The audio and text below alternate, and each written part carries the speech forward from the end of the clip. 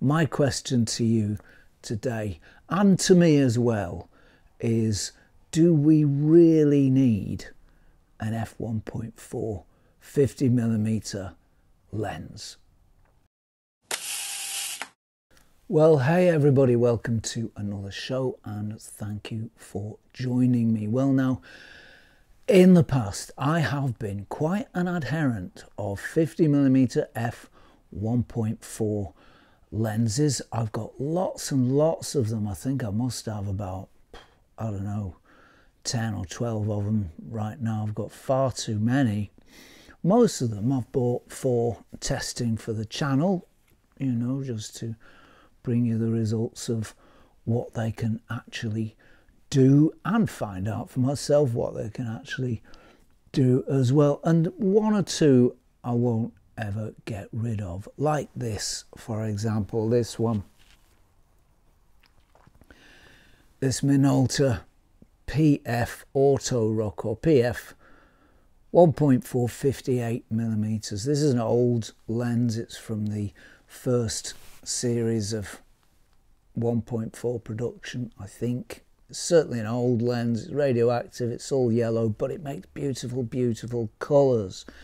So it's very soft, wide open, but stop it down a bit, you've still got those incredible colours, and they're some of the nicest colours I've seen from any lens. So this is one I'm not going to get rid of. The others, do I really need them all? Well, I probably don't. And the truth is, if I'm honest, I don't actually use them all that often. I'll usually, if I'm going out with a 50mm, I'll usually reach for an f2, an f1.8, an f1.7, which are all pretty much equivalent, and sometimes f1.8 lenses marked as f1.8 are f2, so they're all pretty much of a muchness. Usually I'll reach for one of those. So my question to you today, and to me as well, is do we really need an f1.4 50mm lens? Well, I guess let's have a look at the reasons people buy those lenses in the first place. Well, one of the reasons, put my glasses on, see what I'm talking about. One of the reasons is background blur. Well, now, yeah, an f1.4 lens like this Konica here, this is one that I bought very recently, actually, the Hexanon AR 50mm f1.4. And this lens will make extraordinary amounts of background blur, especially if you shoot close. If you shoot close to your subject, what's the closest distance on this one? 45 centimeters. That's quite a common close focus distance. If you shoot at that closest focus distance, 1.5 foot or 45 centimeters, well, then you're going to get so much blur in the background that pretty much all detail is going to be washed out, and you're not really going to see anything except a blurry, sloshy, possibly a few forms and shapes in there, but there won't be much recognizable. Now that's probably too much blur. Now that blur does persist, of course, with an f1.4 lens. If you keep it wide open, that blur persists up to a fair old distance, actually, between your lens and your subject. I've found it persists up to around about 10 feet or so, something like that. So you do get plenty of background blur from these lenses, but the trade-off is they're usually soft, wide open. Even this Konica AR Hexanon, which is one of the best 1.4s you can get, even this is a bit soft, wide open, and you can see the softness if you look for it. So if you're looking, you know, if that bothers you, if you're looking for a nice sharp image, you're not going to get it if you shoot wide open at f1.4. On the other hand, if you take a lens like this, I don't know, I'll just pick up any one at random, 55mm Super Takumar f2 or f1.8, they were sometimes marked, they were the same lens. This lens is going to be sharper at f2 wide open than the f1.4 lens is going to be wide open, and it's going to make a similar amount of blur. It won't make as much, of course. It's a smaller aperture and it's a slightly shorter focal length. In this case it's 55, so it doesn't make that much difference, but you see what I mean. An f2 lens can make surprisingly large amounts of blur, and that blur will persist up to quite a distance, up to about, I don't know, 7 or 8 feet, maybe 9 feet, not quite as far as it would persist with a 1.4. But if you're shooting at those distances, 8, 9, 10 feet, do you really want that much blur? Is there really need for blur? It's nice to have a bit of separation, but even an f2, f1.8 lens will give you that. Let's just have a closer look at these two, just because we can. So there's our two lenses. Here's the Konica and here is the Pentax. You'll see the Pentax is a little bit yellowed. Perhaps you can see that because it is a radioactive lens. Here's the Konica. You can see the Konica is quite a lot larger than the Pentax, certainly in diameter, and in length, well, let's get them both to minimum distance. And in length you can see that actually the one is really quite a bit larger than the other. Let's just have a look at another lens that I often use, or I've sometimes used. This is a very, very, very cheap Miranda lens. There's a Miranda f2 50mm lens. I think it was probably made by a third-party manufacturer like Chinon or someone like that. But it's a lovely, lovely lens, and it's really, really cheap. And it's very small, it's very light, and as you can see, it's much smaller than the Konica. And that also goes for my gold standard of 50mm lenses, 50mm 1.8s anyway, and that is this one, the Pankolar, the CZJ Pankolar. Admittedly, the Pankolar isn't too much different in size, but if we put them together, you'll see that actually, let's have some focus please, thank you. You'll see that actually they're more or less the same, but the Konica is slightly bigger, and it also is, well, actually, I've just disproved my own point, because these lenses are the same size, but most are not. Here's a Chinon f2. This is a really, really nice lens, Chinon f1.9. I think this is a Tomioka lens, actually, from what I've been able to read. You may know better. Please let me know in the comments if you know. But again, you'll see it's much smaller than the Konica, and it's also much less tall as well. And I can tell you, it's quite a bit lighter.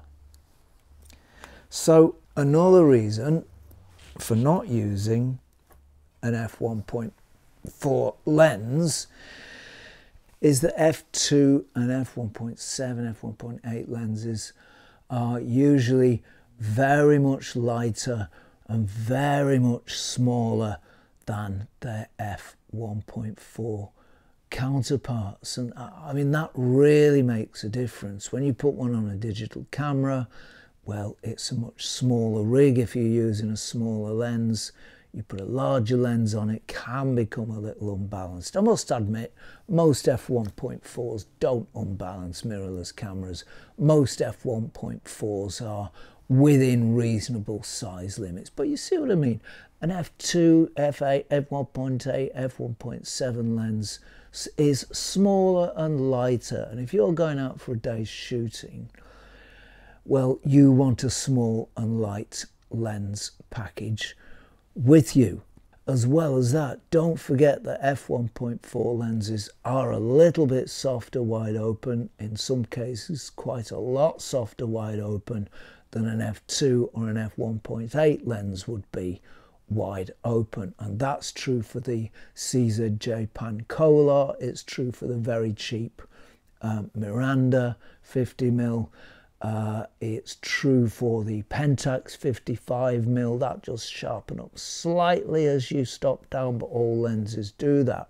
Generally, the point is that an f2 lens, an f1.8, an f1.7 lens is going to be sharper wide open than an f1.4 is. So that's something to bear in mind if you like to shoot wide open.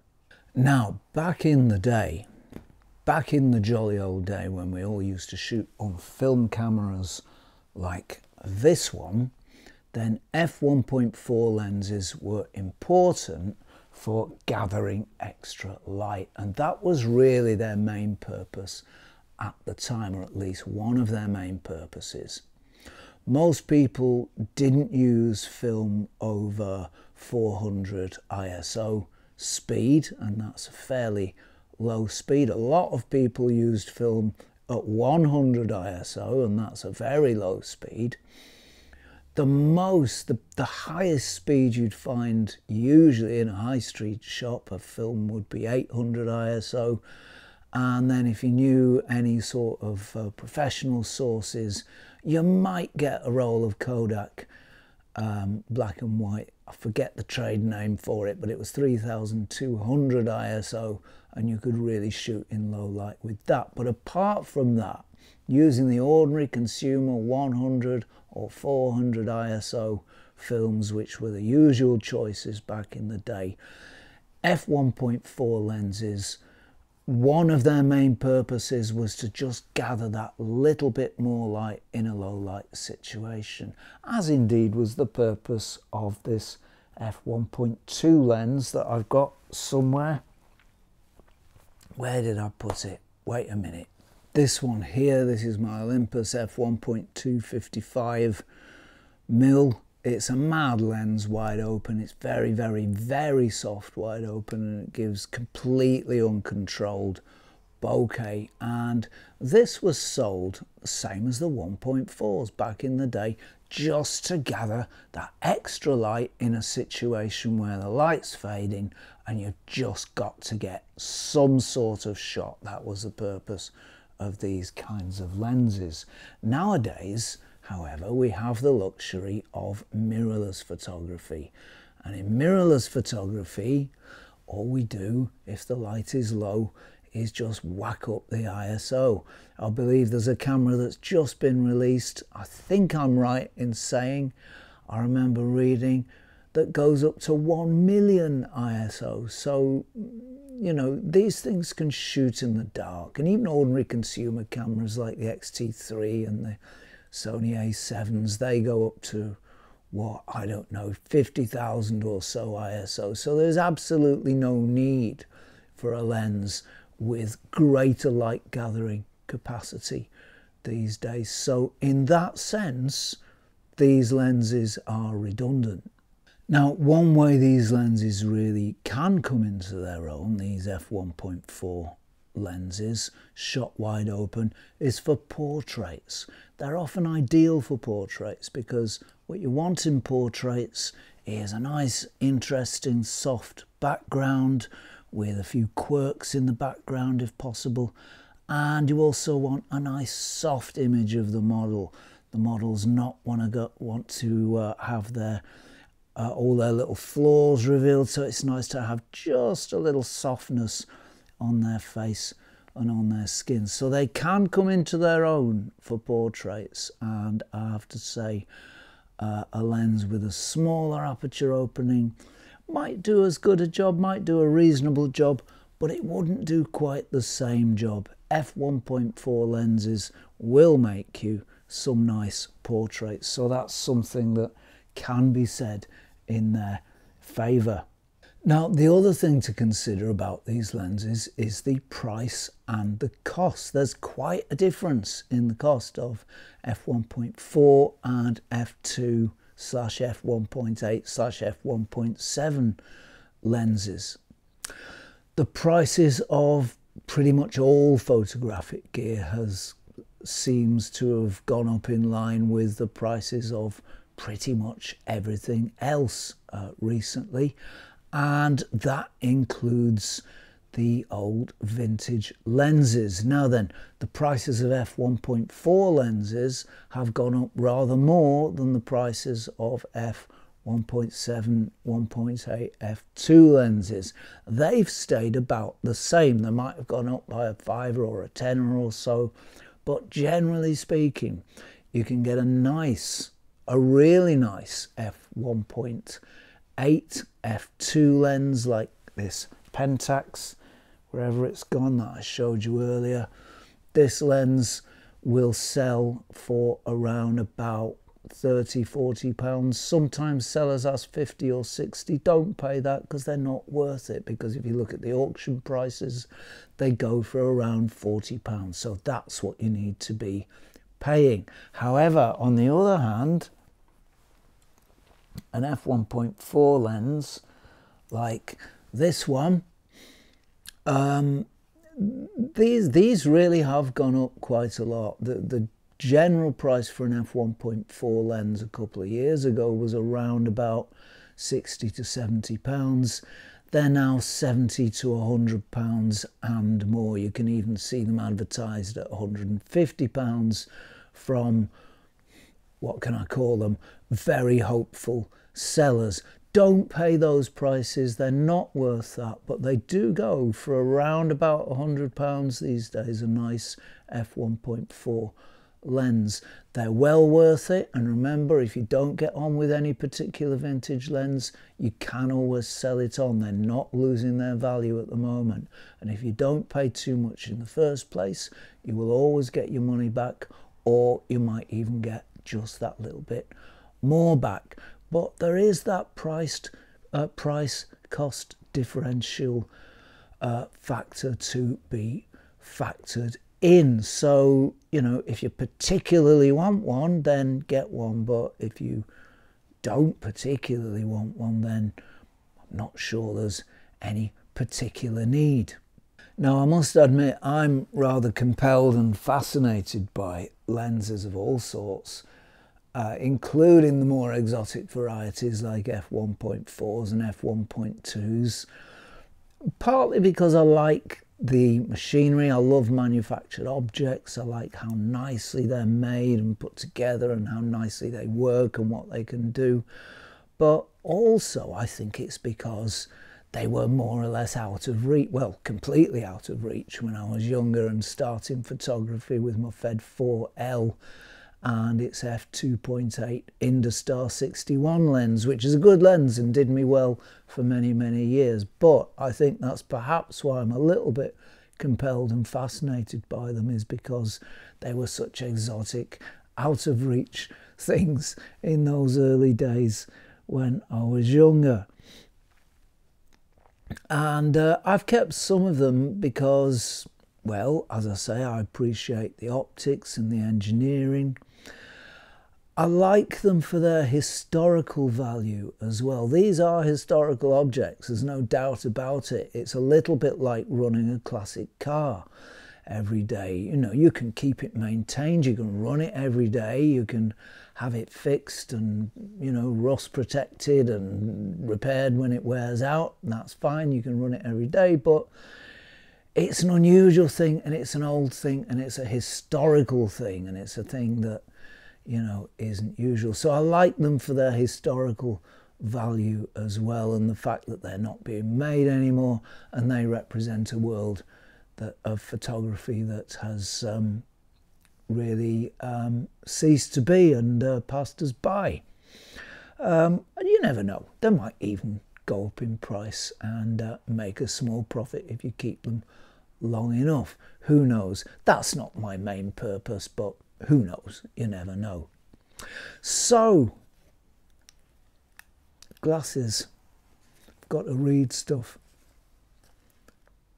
So, if you want loads of blur and you like the fun that you can have with a 1.4 lens, and you can have fun with an f1.4 lens, making the blurry stuff, seeing how the blur behaves at different distances, creating portraits, having all sorts of fun with them. If you're the kind of photographer who just wants to explore a lens like that, then do it, get one. They're not that expensive. If you're a film photographer and you need to maximize light, by all means, please do get one. Maximize all the light you can and get the shot, no doubt about it. But if you just want to make beautiful general photographic images, maybe think again. I don't know how necessary an f1.4 lens is for that, and you can probably do just as well with an f2/f1.8/f1.7, all of which are considerably cheaper. So I guess that's it from me for this week. Thank you very, very much for watching. I hope this episode has been useful. I hope it's been interesting. Many, many thanks to subscribers. A heartfelt thanks to you for your support. If you enjoyed this episode, why not chuck us a sub? That would be appreciated. And many, many thanks go to patrons for your continued support. That is a heartfelt, genuine thanks for that support too. And if you think to yourself, well, yeah, this old hippie's not doing too bad a job of keeping the old gear alive and publicising it and getting it out there to a wider audience and maybe giving us a bit of fun while he's doing it, well then, maybe you would like to consider becoming a patron yourself. You can do it over at www.patreon.com/Zenography, and you can do that for as little as $1 per month. As for me, that's it for this week. So if you're not doing anything too bothersome, irritating or irksome next week at around this time, please do join me for a spot more Zenography. Cheerio all.